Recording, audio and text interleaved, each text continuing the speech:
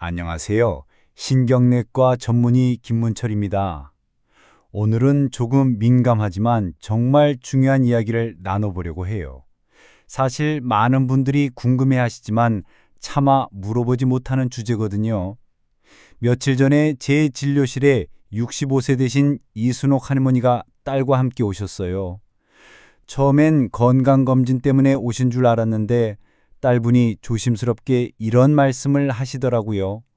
선생님, 어머니께서 요즘 어떻게 말씀드려야 할지 냄새가 좀 나시는 것 같아요. 그런데 본인은 전혀 모르고 계시고 저도 차마 말을 못 드리겠어서. 이순옥 할머니는 평소 깔끔하기로 유명하신 분이거든요. 매일 목욕도 하시고 옷도 단정하게 입고 다니시는데 말이에요. 사실 이런 상황이 정말 흔해요. 60세 이상 어르신들의 99%는 본인은 인지하지 못하지만 주변 사람들이 느끼는 특유의 냄새가 있거든요. 가족들조차 차마 말하지 못해 어르신들은 모르고 지내는 경우가 대부분이에요. 그런데 노인 냄새는 왜 생길까요? 여러분, 이건 절대 개인의 잘못이 아니에요. 나이가 들면서 몸에서 특별한 냄새가 나는 건 과학적으로 증명된 자연스러운 현상이거든요. 하지만 이 냄새를 그냥 참고 살아야 하는 건 아니에요. 이순옥 할머니께 설명해 드렸던 이야기를 여러분께도 해드릴게요. 나이가 들면서 우리 몸에는 4가지 중요한 변화가 생겨요. 첫 번째, 땀 분비가 줄어들어요. 젊었을 때는 땀을 많이 흘리잖아요. 사실 땀은 우리 몸의 천연 청소 시스템이에요. 그런데 나이가 들면 땀샘 기능이 떨어져서 땀을 잘 안 흘려요. 그러면 노폐물이 피부에 쌓이고 세균이 번식하기 좋은 환경이 돼요. 그럼 땀을 안 흘리는 게 더 좋은 거 아닌가요? 하고 물어보시는 분들이 계세요. 아니에요. 적당한 땀은 건강의 척도거든요. 두 번째, 피지 성분이 변해요. 50대부터 피지 속에 노네날이라는 물질이 늘어나요. 이 물질이 바로 그 특유의 냄새 원인이에요. 70대가 되면 최고조에 달하죠. 이건 호르몬 변화 때문이에요. 세 번째, 침 분비가 줄어들어요. 60세 이후에는 침 분비량이 젊었을 때의 절반으로 줄어들어요. 그러면 입안이 건조해지고 세균이 번식해서 입냄새가 심해져요. 네 번째, 후각이 둔해져요. 이게 가장 큰 문제예요. 나이가 들면 후각세포가 줄어들어서 자신의 냄새를 인지하기 어려워져요. 연구에 따르면 70세 이상 어르신의 80%가 자신의 체취를 전혀 느끼지 못한다고 해요. 제가 이순옥 할머니께 이렇게 설명해 드렸더니 그럼 내가 더러운 게 아니구나. 몸이 변한 거구나 하시면서 안도의 한숨을 쉬시더라고요. 그런데 정말 놀라운 건 특정 부위만 제대로 씻으면 냄새의 90%를 없앨 수 있다는 거예요. 이순옥 할머니께 알려드린 방법을 실천하신 후 2주 만에 가시 오셨는데 딸분이 어머니 정말 많이 좋아지셨어요 라고 하시더라고요. 제 환자분들께 항상 강조하는 3분 집중 세정법을 알려드릴게요.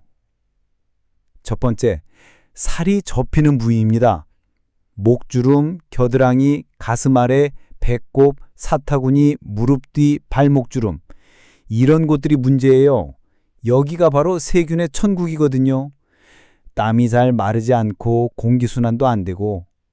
그럼 선생님 그냥 비누로 문지르면 되는 거 아닌가요? 아니에요.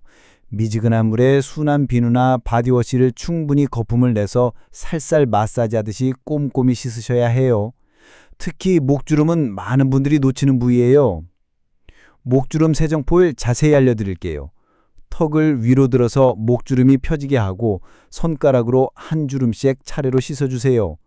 하루만 제대로 해보셔도 차이를 느끼실 거예요. 두 번째, 털이 많은 부위입니다. 겨드랑이, 가슴, 두피, 코 주변. 털이 있는 곳에는 냄새 성분이 달라붙어 있어요. 두피 같은 경우는 샴푸할 때 손가락 끝으로 꼼꼼히 마사지해 주세요. 손톱으로 긁지는 안 되고요. 제 환자분 중에 한 분이 머리를 매일 감는데도 냄새가 난다고 하시더라고요. 알고 보니까 샴푸를 대충 발라만 놓고 바로 헹구시더라고요. 최소 1분은 마사지 해줘야 해요.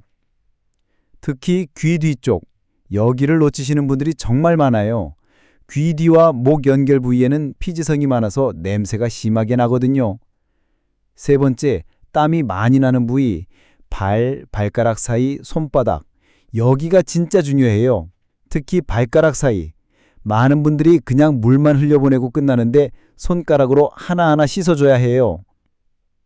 제가 아는 72세 박대수 할아버지는 발냄새 때문에 신발을 벗기가 무서우셨대요.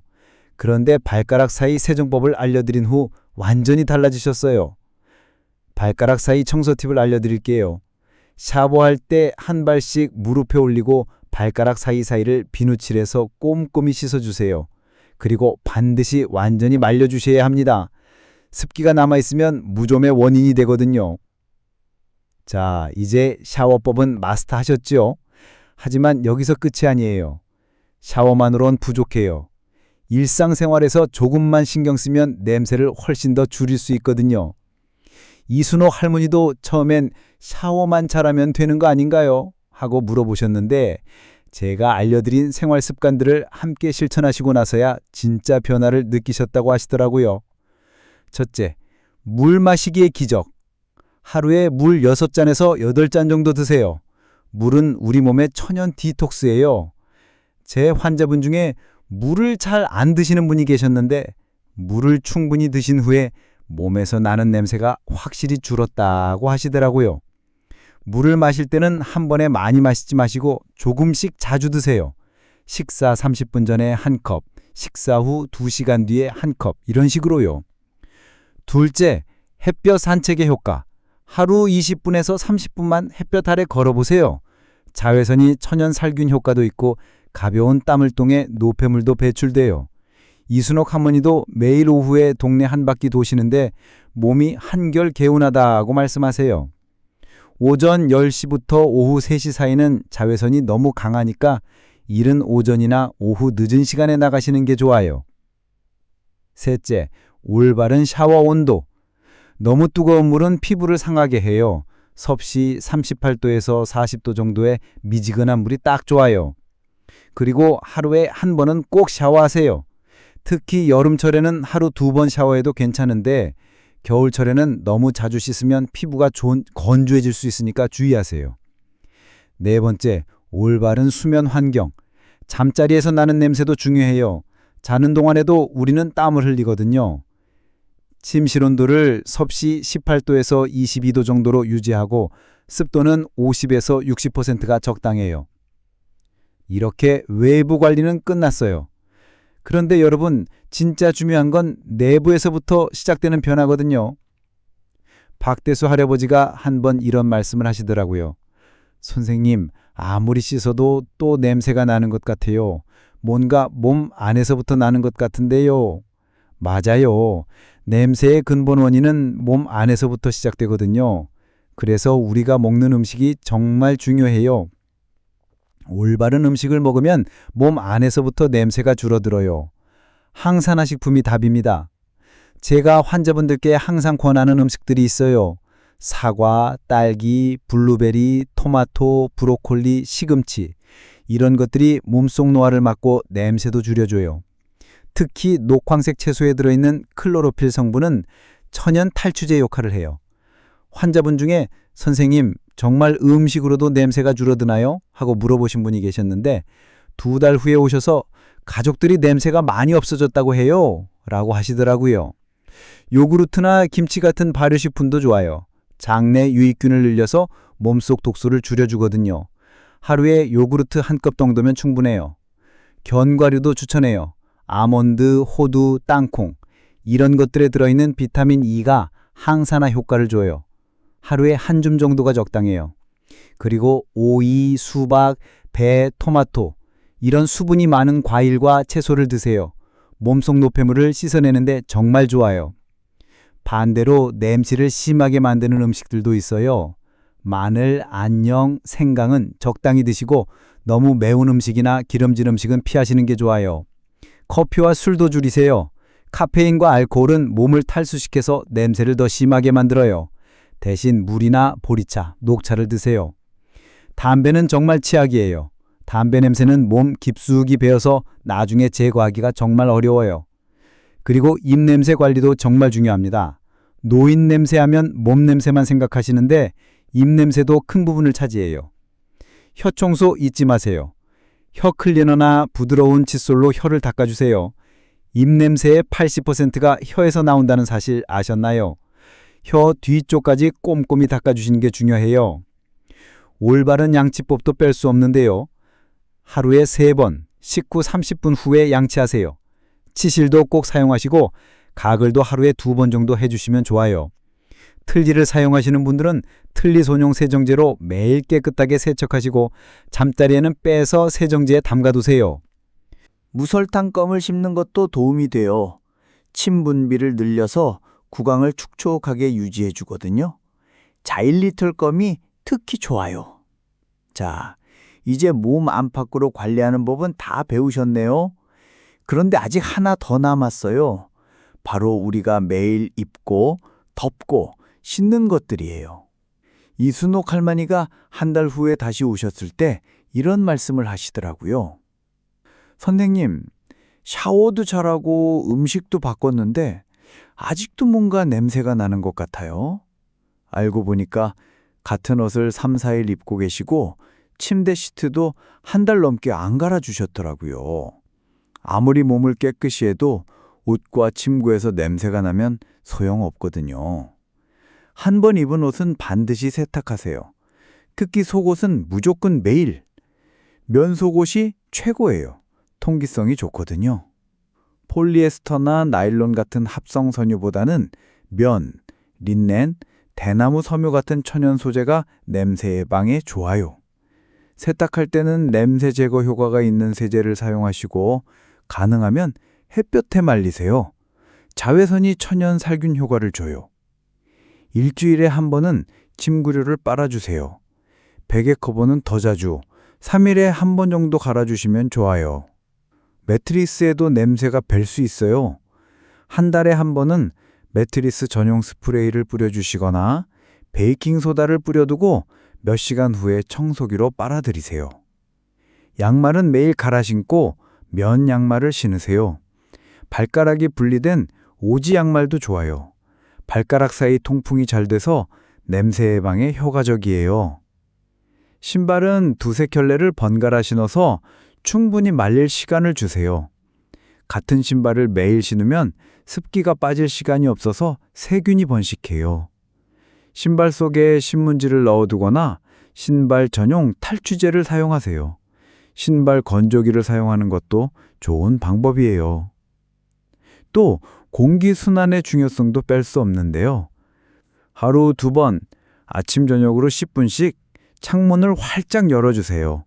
공기가 순환되면 냄새도 많이 줄어들어요.